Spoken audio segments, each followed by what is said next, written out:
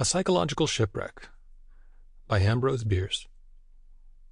In the summer of 1874 I was in Liverpool, whither I had gone on business for the mercantile house of Bronson and Jarrett, New York. I am William Jarrett.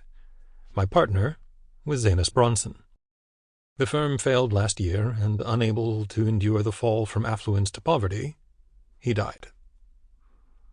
Having finished my business, and feeling the lassitude and exhaustion incident to its dispatch, I felt that a protracted sea voyage would be both agreeable and beneficial.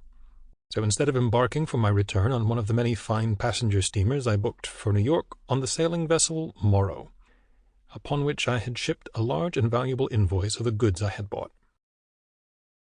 The Morrow was an English ship, with, of course, but little accommodation for passengers, of whom there were only myself, a young woman, and her servant, who was a middle-aged negress.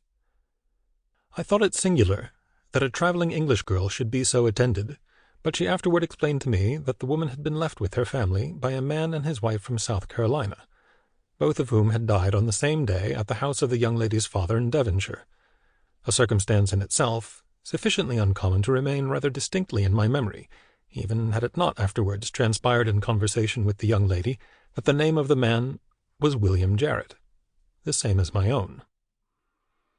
I knew that a branch of my family had settled in South Carolina, but of them and their history I was ignorant. The Morrow sailed from the mouth of the Mersey on the 15th of June, and for several weeks we had fair breezes and unclouded skies. The skipper, an admirable seaman, but nothing more, favored us with very little of his society, except at his table, and the young woman, Miss Jeanette Harford, and I became very well acquainted.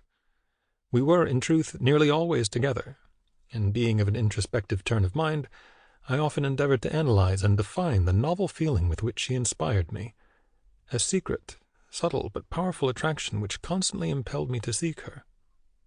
But the attempt was hopeless. I could only be sure that at least it was not love. Having assured myself of this, and being certain that she was quite as whole-hearted, I ventured one evening, I remember it was on the 3rd of July, as we sat on deck, to ask her laughingly if she could assist me to resolve my psychological doubt.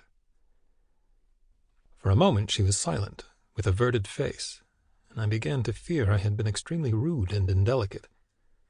Then she fixed her eyes gravely on my own. In an instant my mind was dominated by as strange a fancy as ever entered human consciousness.